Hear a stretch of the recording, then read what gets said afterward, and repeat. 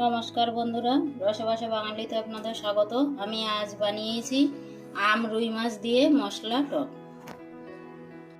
বন্ধুরা, আমি এখানে 4 পিস রুই মাছ নিয়েছি। এই রুই মাছটা দিয়ে আম দিয়ে আমি টক রান্না করব, মশলা টক। এই টকটা খেতে কিন্তু খুবই ভালো লাগে।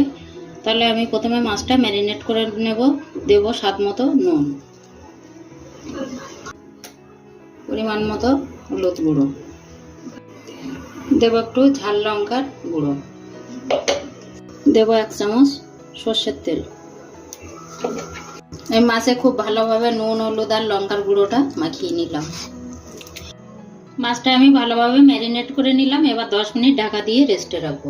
টক রান্না করার জন্য আমি একটা মশলা তৈরি করে নেব। দেব 1 চামচ ধনে, দেব 1 চামচ মৌরি, দেব 2টো শুকনো লঙ্কা।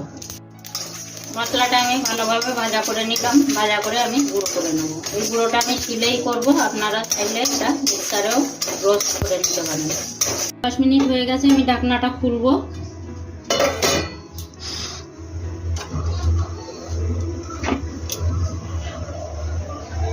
কড়াইটা গরম হয়ে গেছে, আমি কড়াইয়ের মধ্যে দেব সর্ষের তেল। মাছটা আমি সর্ষের তেলেই ভাজা করে নেব। কড়াইয়ের গায়ে আমি একটু তেল স্প্রেড করে নেব।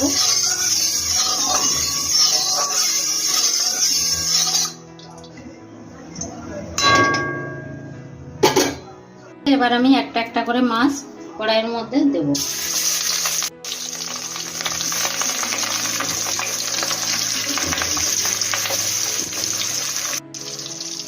মাছের এক পিঠ ভাজা হয়ে গেছে, আমি এবার উল্টে অপর পিঠটা ভেজে নেব।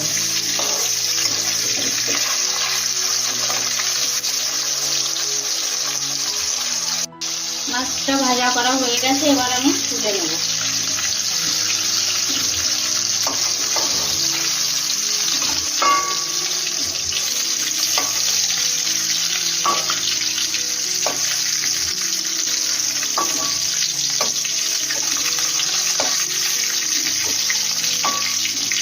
আমি শুকনো খোলায় ধনে, শুকনো লঙ্কা আর মৌরি ভেজে নিয়েছিলাম, সেটা গুঁড়ো করে নিয়েছি।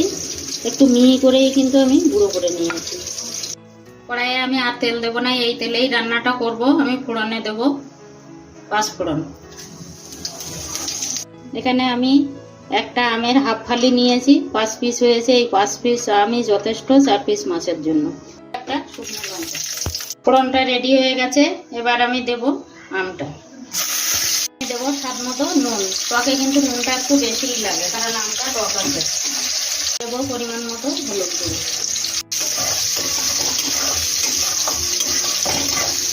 আমের এই টকটা কিন্তু মশলা টক হচ্ছে, কারণ মশলা দিয়েই আমি টকটা রান্না করছি। এই টকটা খেতে কিন্তু গরম ভাতের সঙ্গে দুপুরবেলা খুবই ভালো লাগে।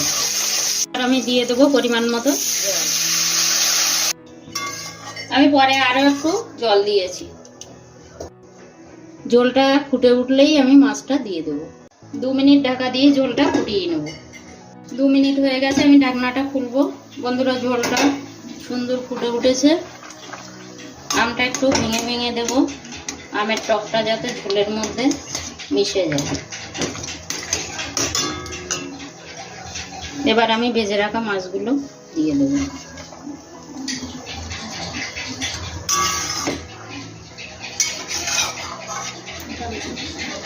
মাছ দেওয়ার পরে আমি ঢাকা দিয়ে 5 মিনিট ফুটিয়ে নেব। 5 মিনিট হয়ে গেছে, আমি ঢাকনাটা খুলবো। এবার আমি দেব যে মশলাটা ভেজে গুঁড়ো করে নিয়েছিলাম 1 চামচ। এই মশলাটা দিলে স্বাদটা দ্বিগুণ বেড়ে যায়। মাছের টকটা কিন্তু আমার প্রায় হয়ে আসছে। আমি দেব 1 চামচ চিনি। পরে আমি আর 2 মিনিট ফুটিয়ে নেব, নিয়ে নামিয়ে দেব। 2 মিনিট হয়ে গেছে, আমি ঢাকনাটা খুলবো। মশলা দেওয়া মাছের টক অলমোস্ট ডান। এবার আমি সার্ভ করে আপনাদের দেখাবো। গ্যাসটা অফ করে দিচ্ছি। মাছের টকের ভিডিওটা আপনাদের যদি ভালো লেগে থাকে অবশ্যই লাইক, কমেন্ট, শেয়ার করে আমার পাশে থাকবেন। আর আমার চ্যানেলের নতুন বন্ধু হলে একটা সাবস্ক্রাইব করার অনুরোধ রইল।